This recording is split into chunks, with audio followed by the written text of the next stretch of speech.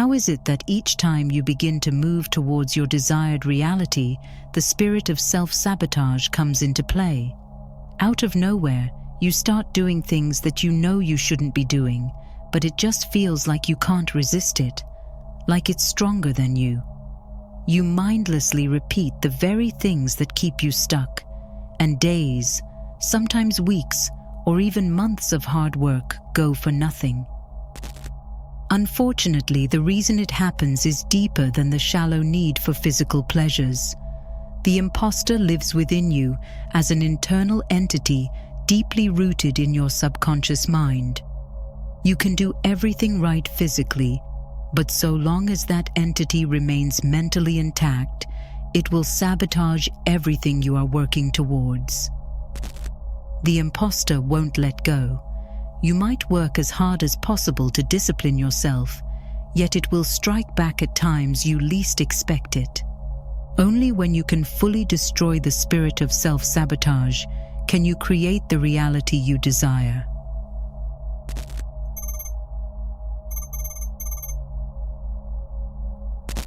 What most people don't realize is that the spirit of self-sabotage, which takes control of their lives over and over again, is a product of their own making. It's not karma. It's not witchcraft. It's not the devil's work. You created it. Any auto-suggestion flooding into your mind during the day is nothing but a byproduct of subconscious programming, to which you gave birth to by repeating particular thought patterns throughout the past X years of your life. Even though you can sporadically control your urges through conscious effort, what really takes hold of your habits in the long term is your subconscious mind. Contrary to your conscious reasoning, which is dormant most of the time, your subconscious mind works 24/7, constantly offering you thought impulses resonating with its pattern. And so, if the pattern you have set contradicts your vision, going against it will be the same as if going against the wind. You may advance a few steps, but eventually it will drag you right back where you started. The universe does not care about your intentions. The only thing it is interested in is maintaining balance, keeping you in the physical equivalent of your mental conditions. The same way as you cannot outrun your shadow, you cannot outrun the patterns of your subconscious mind. They will catch up with you every single time.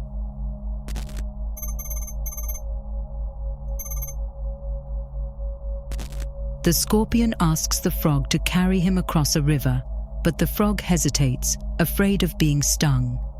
The scorpion replies, "If I sting you, we'll both drown." Convinced by the logic, the frog finally agrees and lets the scorpion climb onto his back. Yet halfway across, the scorpion stings him anyway. Instantly, the poison floods the frog's veins. With his final breath, he asks, "Why?"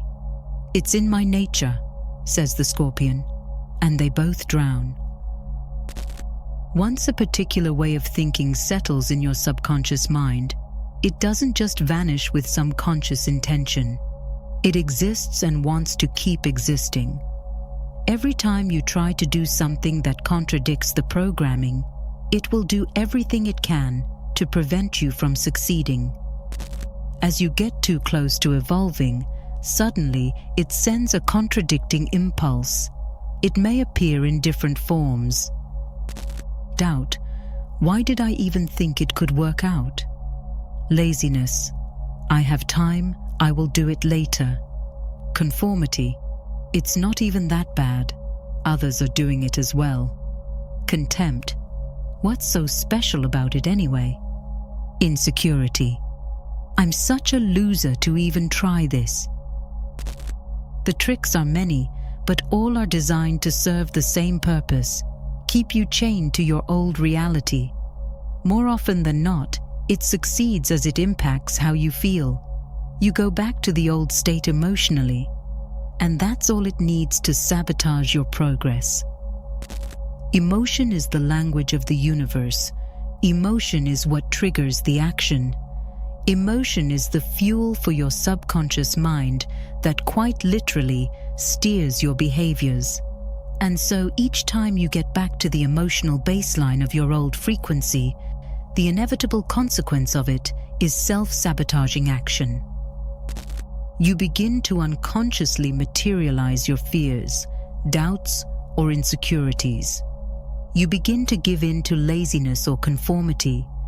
You begin to chase external stimulation, distracting you from what really matters. You might be even very well aware that what you do is wrong and momentarily outweigh the urge, but it doesn't really matter. If it doesn't get you this time, it will do so the next time. Either way, your subconscious habits will sabotage your progress, and no amount of struggle can change it. The only way to destroy the spirit of self-sabotage is to stop fighting, but internally shift above it.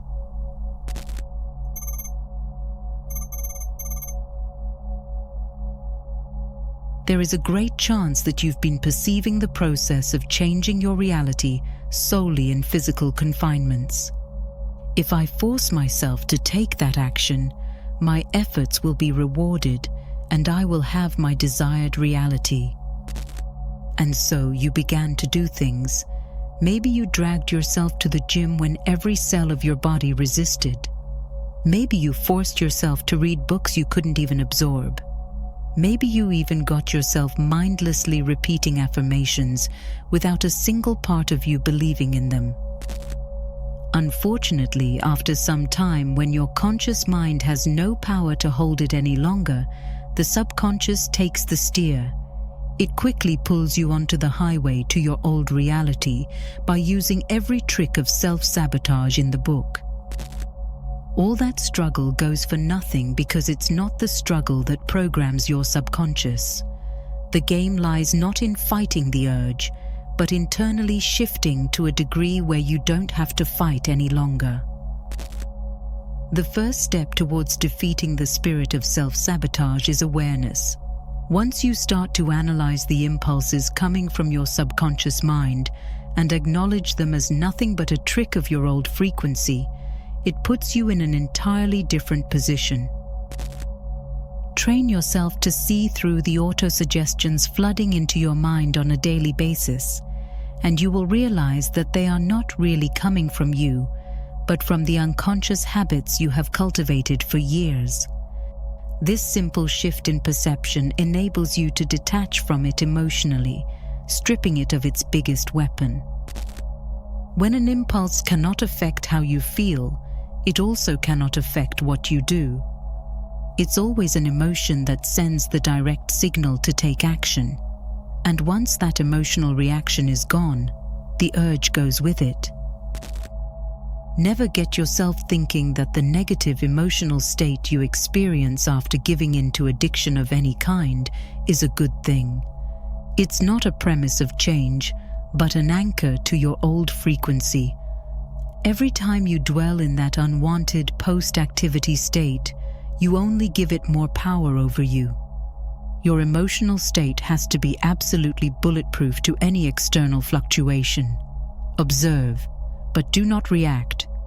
This is how you lose the strings of self-sabotage.